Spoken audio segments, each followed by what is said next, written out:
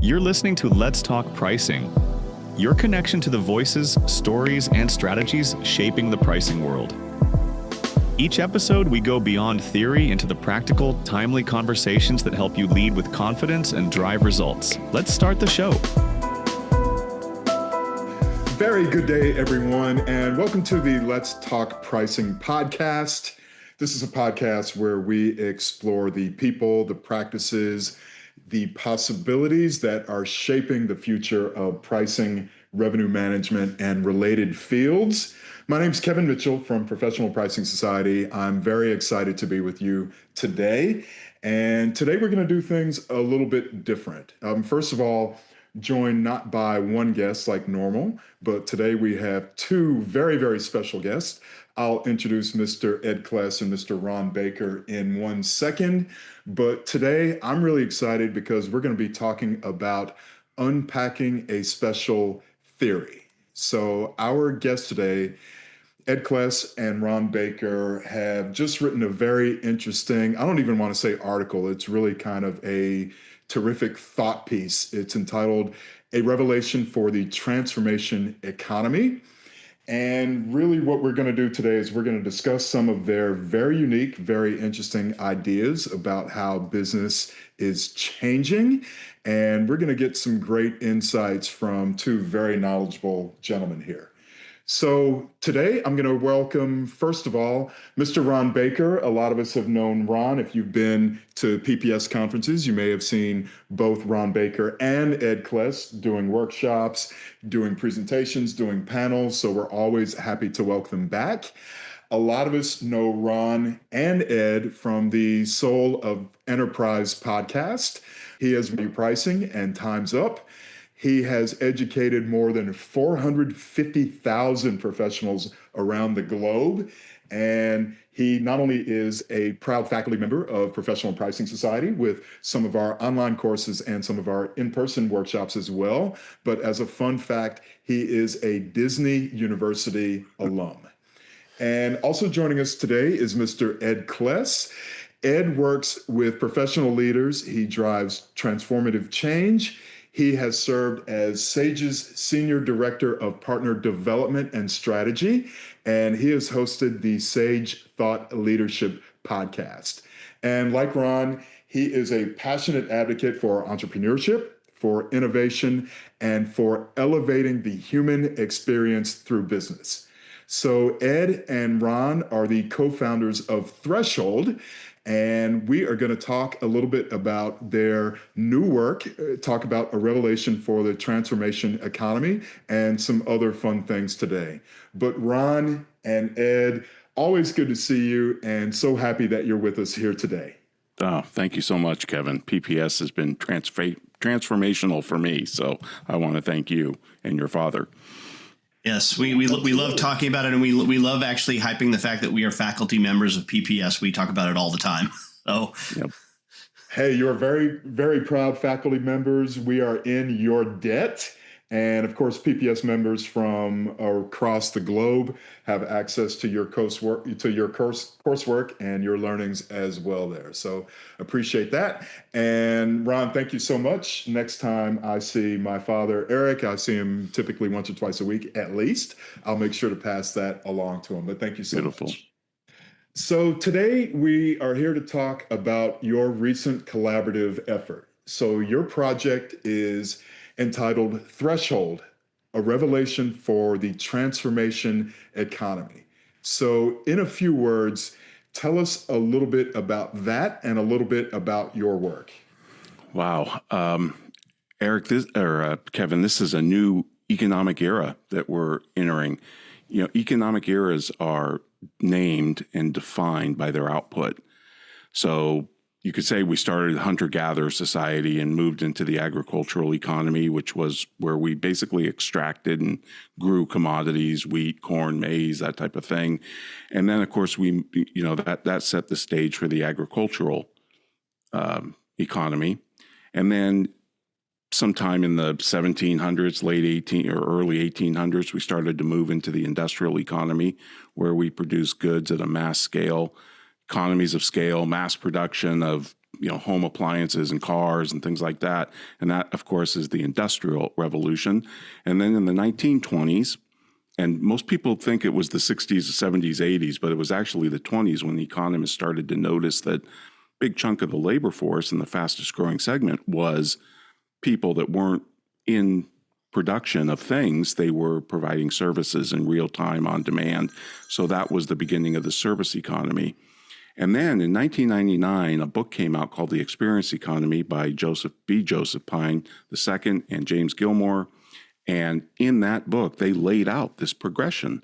They said we went from commodities to goods to services, and now in the 80s and 90s, we entered the experience economy.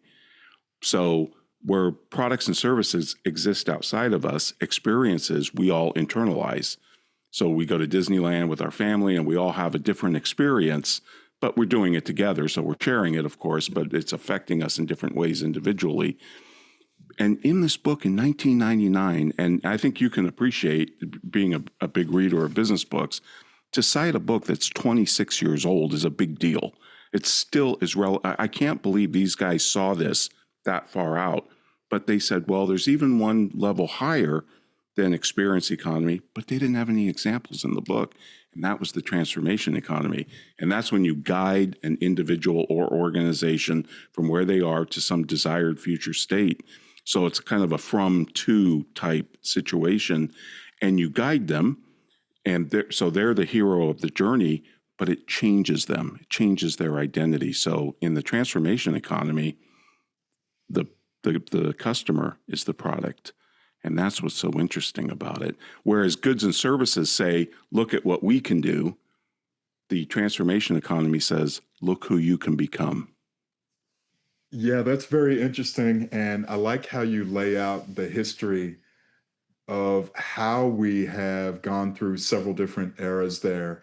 And 1999, Ron, as you mentioned it, we say it all the time. It doesn't sound like that was a long time ago, but that's 8 years before the smartphone. I mean, that was a different era where if you had email and things like that in the 90s, you were probably kind of leading edge there for a while. I mean, that was a long, long time ago. So I'm glad to hear that some of the insights from back then, and that there were people who had the foresight in order to see what's kind of coming next. And also, it's very interesting how in this progression, now that the individual, the consumer essentially is the product, it's a lot more specialized now. So I think that's a very interesting way of thinking about things. And of course, I'm a big fan of your work and a big fan of your writing as well. So with that, there is a bold claim here. We are really looking at a new economic era. So Ed, maybe we'll ask you about this one, sir. How would you describe the changes that make the economy that we're in now, according to your work, the transformation economy, very distinct from the other eras that came before where we are right now? Well, the real key to the progression of economic value is a very fancy word called the subsumation. All of the eras previous to the era that we're are subsumed by the prior era. So just to take a very basic example, when you extract commodities such as eggs and wheat and sugar, and then you make a cake and you're creating a good. Notice that when you buy the cake, you don't buy 3 eggs, 1 pound of flour, 1 pound of sugar. You buy a cake. So the commodities are subsumed in the prior level. When a cake is then written on by a employee of the grocery store writing happy birthday, providing the service, you don't get, here's the cake and here is the writing. There's a separate bill for the writing happy birthday on it, right, on the way down. So it subsumes the prior era. What is so interesting, Kevin, and I would appreciate your thoughts on this too, because having an organization that may be in part of this, if you really think about it, if we want to subsume the economy of the experience economy, we would sell experiences and all of the previous things would be subsumed in that. So for example, say PPS should have an offering where the experiences are included. You just let us know if you're coming to our experiences. So we sell you the entirety of the experience and everything is subsumed into that. So rather than having to say, we provide this membership and you have to buy this as an extra add-on, no. It's the entirety of the experience of being a PPS member, right? And we think that the next level here is this idea of transformation, which will subsume even experiences. Now, transformations will include experiences, perhaps services, and even commodities, but they will all be priorly subsumed in those. And that's really the key in this transformation economy and all of the previous economies, but this notion of subsumation. And we find that people really latch on to that idea. We'll pause for a quick message. We're heading to Las Vegas this October 21st through 24th for PPS Profitable, pricing's preeminent conference. 4 days of bold strategies, practical tools, and real-world solutions to help you boost margins, lead with confidence, and accelerate your career. Connect with pricing leaders, sharpen your skills, and leave ready to make an immediate impact. Secure your spot and take advantage of early bird pricing through September 19th now at pricingsociety.com/PPSLV25. All right, let's get back to the show.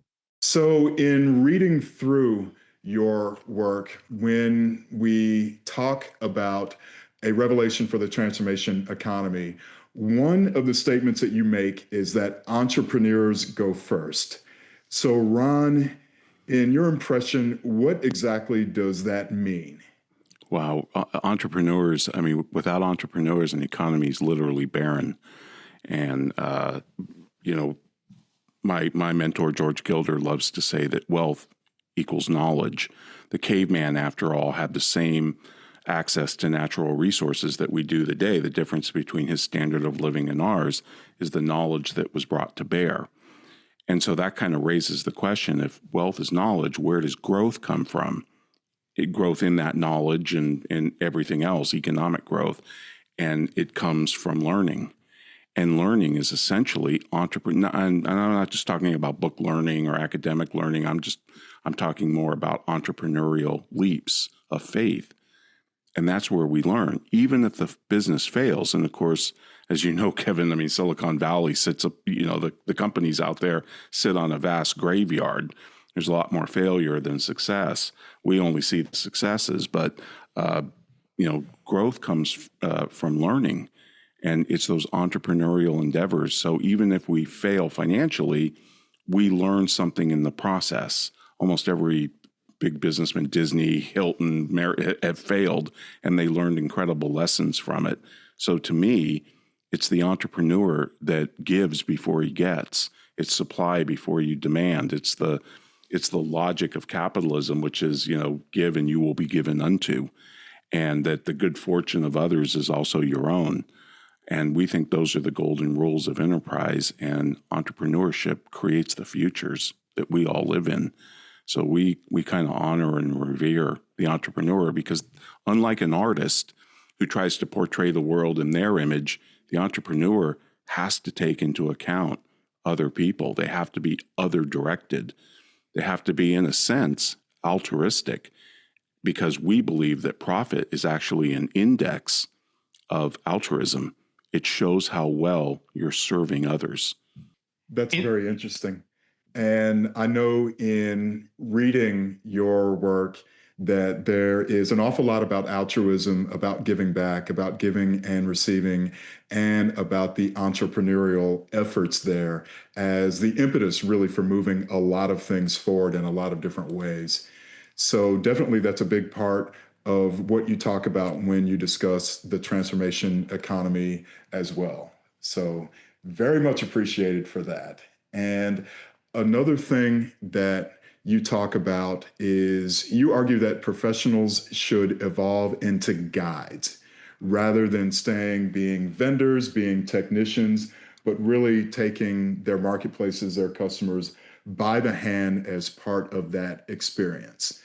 So why do you believe that the traditional technician role, as some of us call it, no longer really serves us well in today's economy?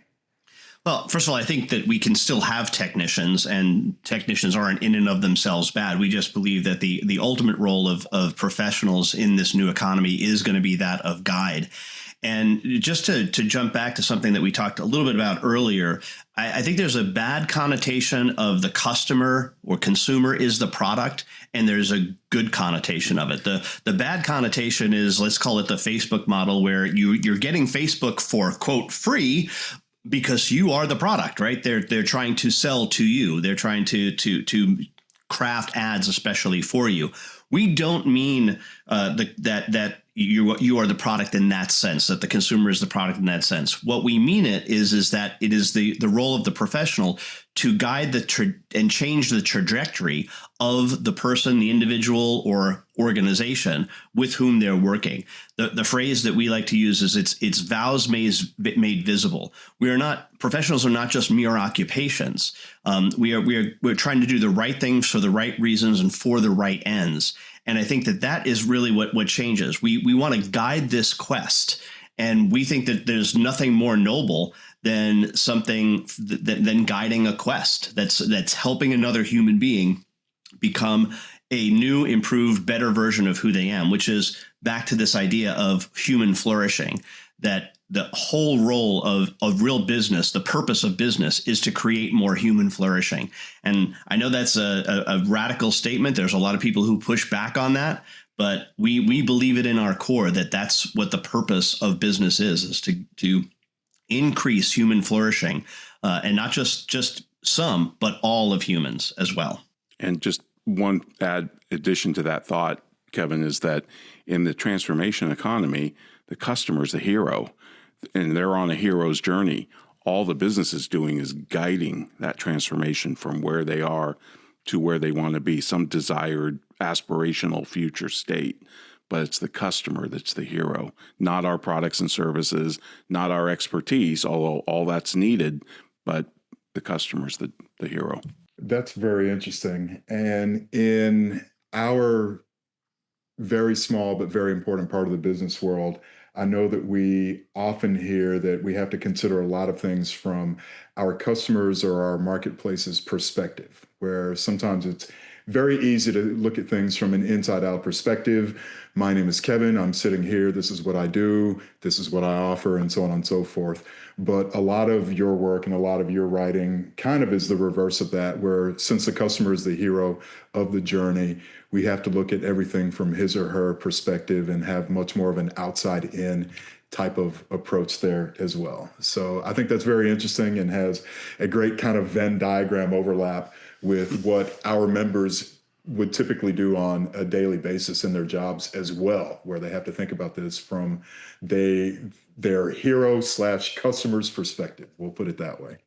Yeah, no, that's well said. And also in reading your work, I know that there is a great discussion where you talk about burnout, and from an individual's perspective, from us in our individual jobs, you discuss burnout as not kind of a fatigue or an exhaustion with the job itself, but as a moral injury. How did you land on that, and what are the implications there? I was listening to a podcast, and they had a guest by the name of Dr. Wendy Dean, and she had written a book with her co-author called If I Betray These Words. And this podcast, this was a BFO, a blinding flash of the obvious, because she said, we've been talking about burnout since the 1970s or thereabouts. And when you read all the studies, especially in the professional space where Ed and I play, doctors have a 50% burnout rate, nurses, accountants, dentists, they go down the list. They divorce at higher rates. They have addictions at higher rates, commit suicide at higher rates. And she said, but we've been dealing with this now for 55 years or whatever, and we haven't made any substantial progress because she believes it's a misdiagnosis. She says basically burnout is just a demand-resource mismatch. Sure, you can be overworked for a short period of time. COVID's a great example for the medical workers. But the bigger problem, as she saw it, was the business model of the medical profession specifically, that basically these people were transgressing or watching being transgressed deeply held beliefs. And so moral injury is a term that came out of the Vietnam War, and it's basically perpetrating, bearing witness to, or failing to prevent acts that transgress deeply held moral beliefs and expectations. And since doctors take an oath, pretty serious oath, about when they don the mantle of physician, that's not just a job. That's not just what they do. It is who they are. And when they're restricted by the business model and all the regulations and the insurance companies and the government's looking over their shoulder, they can't practice medicine the way that they wanted to, that brought them into the profession. She believes it's moral injury. I believe the same thing, because after all, if it was burnout, I mean, Kevin, if we came into your house and changed every light bulb and 50% of them burnt out, I don't think you'd blame the individual light bulb. I think you'd blame the electrical system. And in this case, the electrical system is the fee-for-service business model that puts margins and billings above humanity and caring for people and, acting as a professional. So I think she's dead on right. We had her on our show, The Soul of Enterprise. It's a great interview. She's absolutely brilliant, and her book, If I Betray These Words, definitely worth reading. It'll probably change your mind about burnout.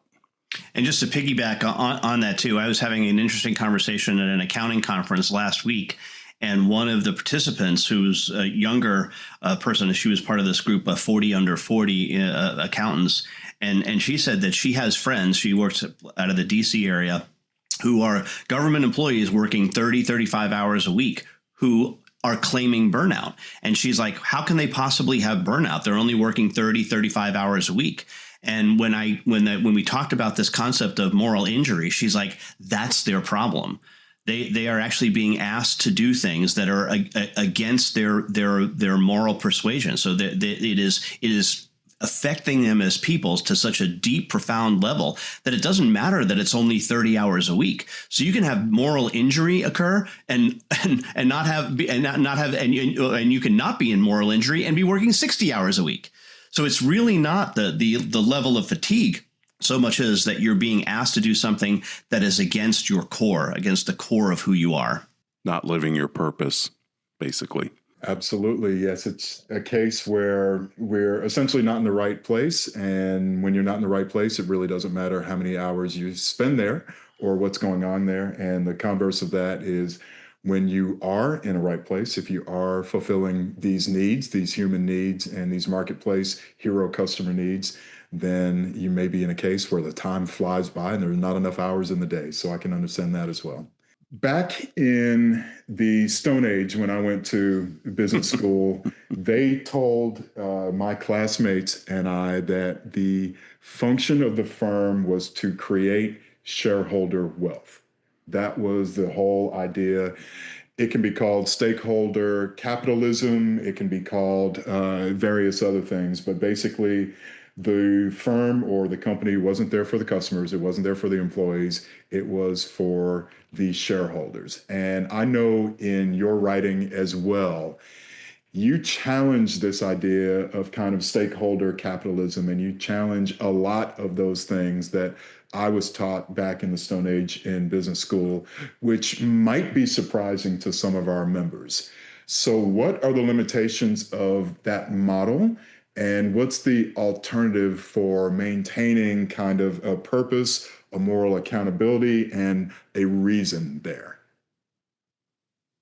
Well, in short, it's a false dichotomy. It's a false choice, because when you say that we please all stakeholders, employees, customers, shareholders, team members, all of those folks, when you please all, you actually please none.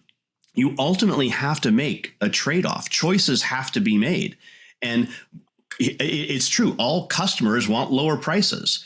All employees want higher wages. All shareholders want a higher return. So we have to make choices. So the notion that we have stakeholder capitalism and that we have to serve all stakeholders is clearly false. You ultimately have to make decisions as to which one's going to win out in certain circumstances.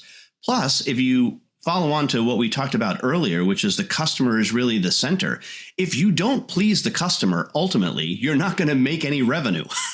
So therefore, you're not going to make any profit. So the whole idea is that, yes, you do have to look outside the organization. You do have to look at customers, but in decision making, you still have to make sure that what you're doing is serving those customers while at the same time earning a profit. Peter Drucker talked about profit as it's the price we pay for tomorrow. So especially for a professional pricing society crowd, I think that's a really important quote, right? If profit is the price we pay for tomorrow, we have to figure out a way to make sure that we're profitable inside the business. Now, not by doing things that are illegal, immoral, that's fraud. We clearly reject all of those things. So it's really about creating value outside oneself. One of the most amazing things, and Kevin, you used a phrase earlier in this interview, you said giving back. I reject that phrase. It's not in our document, but I reject that phrase giving back, because giving back implies a taking in the first place.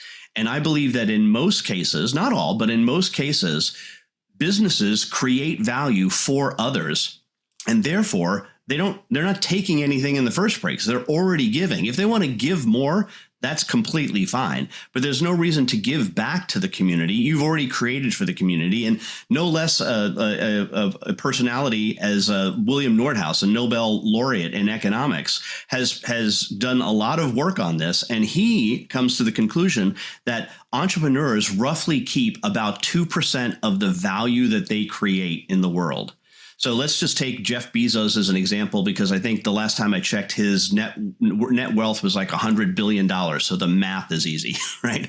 So if we just take, he's worth $100 billion. If we apply Nordhaus's rule to this, that means he's created, that's 2%. So therefore the inverse of that is 49 times, right? So he's created $4.9 trillion in wealth outside of himself. You know what? I'm going to give him the 100 billion. Thank you, Jeff. Every time I have something delivered to my house from Amazon, which will probably be once again later today, I'm benefited by this. So we reject this notion of because it leads to false choices that really don't exist. Ron, do you have anything to add to that? Yeah, and we're not saying, Kevin, that profit is the end result of a business. We think human flourishing is the raison d'etre of business. Profit is an applause. It's not the performance. And that's a really important point. And the other thing is, especially for pricers, when you look at price theory, the crown jewel of economics, it basically says prices play a role. They play a function in society, 3 roles. And that is they distribute income, they allocate resources, and they transmit information about what goods and services are in demand and where to shift resources. And those prices are ultimately determined by consumer sovereignty based on the value of the company's offerings. Otherwise, no business would ever go bankrupt, right? If customers didn't change their preferences or whatever. And we just don't think that stakeholder capitalism, like Ed said, which tries to please everybody. I mean, if I'm not a customer of Walmart, how much influence should I have over Walmart because they're in my community? It's just, I think it's a false ethics when we talk about trying to please everybody. Sure, we have to please our customers. Sure, we have to please our employees and keep them. But the guide for that is profit, because that's the index of altruism. And if you're not making profit, well, then you're probably wasting society's resources and the market will take you out. And we don't think there's a better system. We're not saying it's perfect, but we think that it's really business that creates wealth, and wealth is the only antidote to poverty that we know of. All right. Thank you, gentlemen. Very well stated. I certainly appreciate that as well. And I want to ask about one other part of a revelation for the transformation economy that I found personally very interesting. And that is, you mentioned that the whole idea of a work-life balance is a falsehood in itself. Can you talk about your vision of coherence instead of balance and how that plays out? Well, wow. I think it's a false dichotomy. Work and life. Work is an expression of who we are and what we do. It's our act of creation. And there's not a difference between work and life. They're one and the same. And I don't think we're tired because we work too hard. I think, again, that goes back to that moral injury. But more importantly, work is how we serve one another. And in Hebrew, the word is avodah, which means service, and work equals worship. It's the same word in Hebrew. As work and worship are basically the same word. And a rabbi would tell you, as Rabbi Daniel Lappin has told us on our show, that work is how we serve God's other children. Now, whether or not you're an atheist doesn't matter to me, but it is how we serve one another, and it is an expression of our creativity. I look at what entrepreneurs do, or Steve Jobs, or you can go back to Thomas Edison or Henry Ford. They pour everything they have into their enterprise, and they do it basically to please others, because nobody goes into a store to please the merchant. You're in the store for your own reasons and your own self-interest. They have to please you, and they have to keep up with the times and what the market demands and all of that. And I just think that working hard, there's nothing wrong with working hard. We love it when we're creating and contributing. And I think the whole work-life balance is just a false dichotomy. Ed, what do you say to that? Right, I think it's well said, Ron. And I think the missing piece is that because we've separated out those concepts in English, work is often viewed as a burden. It's a toiling rather than service. And when we really need to begin to rethink this and say, well, the work that we're doing is for the applause that we call cash, that we call money that's deposited into our account, right? The money that our employer pays us is thank you notes for a job well done.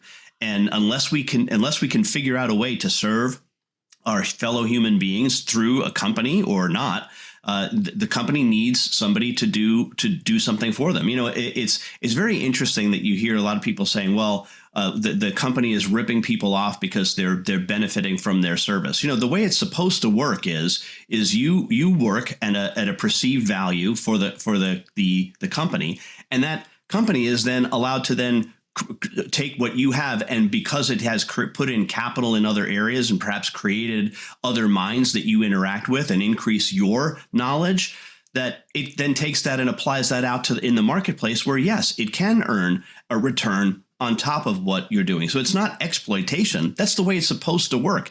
It's not supposed to be an even trade. We're supposed to be able to have profit at all of these different levels, including at your own personal level as well. So redefining this, that work is worship, I think is such an important point. And it's doubly important for me right now as the father of a son who started his first internship after his freshman year of college, to see him go off with this notion of, I need to go serve the people that are providing me for this internship. I need to create value for them. And I think the impression that it has left on him is something that he's going to take for the rest of his career. And it's so important to instill that, I think, in young people. This is a movement. This is the beginning of a movement. It's part of our quest. I like it. Thank you so much. Yeah, thanks for the explanations there. And when we look at a revelation for the transformation economy, really there are some very substantial changes that you address and some things that you are seeing coming that really are going to change work, life, society in a lot of ways, but particularly within business, within leadership, within how we interact with our hero customer and others. So what would you say with your work, with your writing in A Revelation for the Transformation Economy? What are some of the big changes that we're going to see in the lives of the people that we work with and that we serve? Wow. Well, we hope it leads to more human flourishing and more human institutions. Gary Hamel, a few years ago, wrote a book called Humanocracy, where he said, why is it that our organizations are less human than the people inside of them? And it was really a manifesto against bureaucracy. And if we're guiding other of our fellow humans, I think that it's motivating, it's aspirational, it's one of the highest callings you can do, even if you're not a professional. And I think it's going to lead to more humanity in business, because the interesting thing about transformations, Kevin, is they're built on aspirations. And we all have an aspiration to be healthier, wealthier, wiser, or live with purpose and meaning. And you don't have to go out into the marketplace and gin up demand for aspirations. You discover aspirations through deep conversation and relationships. And that is very human. And I don't think it's something AI is going to be able to replace. And so we're going to use AI to stage experiences and help us, but the guide is going to be human. And so not only does this move us up the value curve by guiding transformations and give us more pricing power, but it also, I think, shields us from obsolescence from things like AI and other technologies that are probably coming down the road that we don't even know about yet. Very interesting. And thank you so much for that. So, gentlemen, where can we find a revelation for the transformation economy? What's the best way for Professional Pricing Society members to find your very important work here? Well, the easiest way is to go to our website, thresholdnow.com/revelation. If you can't find that, just Google it. I'm sure it'll come up, AI search. But so it's thresholdnow.com/revelation. And it really is a very interesting work. I'm a big fan of both Mr. Ron Baker and Mr. Ed Kless. So I would encourage everyone definitely to check out their writing, their hard work in A Revelation for the Transformation Economy. And for them, gentlemen, thank you for being forward-looking, for giving us a lot of things to think about as well. And before we sign off, Ed, how about a quick follow-up from the last PPS conference? For our members as a whole, I'm going to put you on the spot like you put others on the spot. Okay. Is pricing an art or a science, if you can only pick one? I'm well in the art camp. I'm well in, I'm so far, I may be the leader of the art camp. So if you need somebody to argue the art side, I'm your guy. I really do think it's far more art than science. Mr. Baker, Ron Baker, how about yourself? Your thoughts about that? Oh, it's definitely an art. It's so psychological. Price is a story. Value is a feeling. And since value determines price, I don't know how anyone can call it a science. Sure, the math behind it, you could say is scientific, but I don't even buy that argument.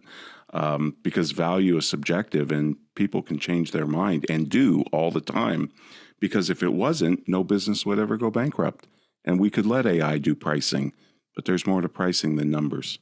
All right, gentlemen, thank you both so much for joining us and for giving us a lot to think about today. And also thanks to everyone who joined us for this episode of the Let's Talk Pricing podcast with our guests, Mr. Ron Baker and Mr. Ed Kless. I encourage all of us to check out Ron and Ed's work. You can review Threshold, A Revelation for the Transformation Economy. A link to their full thought piece can be found in the show notes of this episode. And looking ahead, we're very excited to share that Ed Kless will be leading a workshop at the PPS Profitable Conference in Las Vegas in October.